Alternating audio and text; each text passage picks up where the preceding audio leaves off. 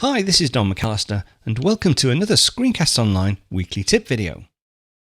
In this tip, I'm going to take a further look at some of the not so well known features of Preview on the Mac. Preview was developed primarily to view and annotate simple PDFs, but it has many more features built in.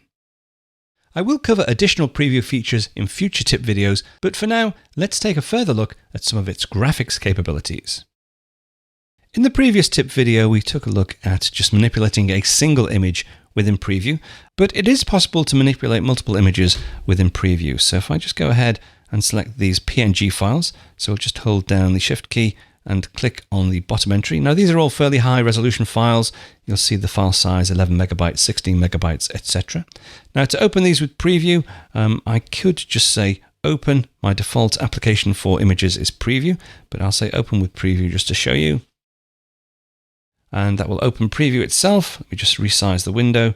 And then down here in the side, we can see the multiple images that we've opened. So if I want to select an image, I just click on that image and that appears in the main viewer panel. Now I've got my standard editing commands. I can go to the markup toolbar. So I can use instant alpha, I can crop, I can change the image itself. So if I go to here, I can go ahead and adjust the color, but we'll close that for now. Now, I can also, while these are loaded in Preview, if I'm using this as sort of like a tool to view my photos and decide which ones I'm going to keep, I can actually send photos directly to the trash from within Preview itself. So if I control or right click on an image, I can say move to trash, and that will be taken out of the Finder and placed in trash. Now, I can also export from here as well. So if I've cropped, if I've resized, or if I just want to export as a different file format, I can do that within Preview as well. So with this file selected, if I say File, Export, now this will just export the selected file. It's currently PNG, but if I want it to be a smaller file size, let's say a JPEG. So it was 16 megabytes, it's now going to be 3 megabytes. Let me go ahead and change the target folder. So I'll just put it in Photos. So 677, there's the PNG file. I'm going to save it as a JPEG file, so it should save just fine. Okay, that's done. Now if I wanted to save the rest, I can actually select the rest. Let's do a multiple selection. Let's say these 4 files here.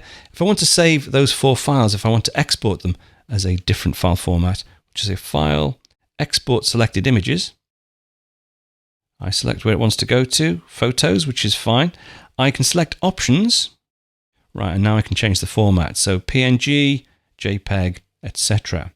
Now, if I wanted a different file format, if I hold down the Alt or Option key and select Format, you'll see I get some additional options, Microsoft Bitmap, Icon, Photoshop, PostScript, etc. Now, these won't all work. For instance, you can't actually save an image file as a QuickTime movie, but there are lots of other different options here for you to experiment with. I'm going to stick with JPEG, and we'll say choose. And there we go, those documents, all those documents have now been exported. So that's how you handle multiple files and export them from within Preview. If you want to learn more about using your Apple devices, there are over 700 full video tutorials available to Screencast Online members, covering all aspects of the Mac, iPhone, iPad, Apple Watch, and even the Apple TV. Now, all full members receive a new Apple-related video tutorial each and every week, as well as a free subscription to the Screencast Online monthly magazine, packed with videos and articles on getting the most out of your Apple devices.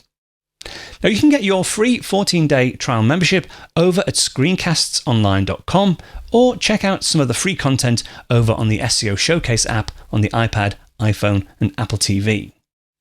That's it for this week. I'll be back next week with another tip, so I'll speak to you then.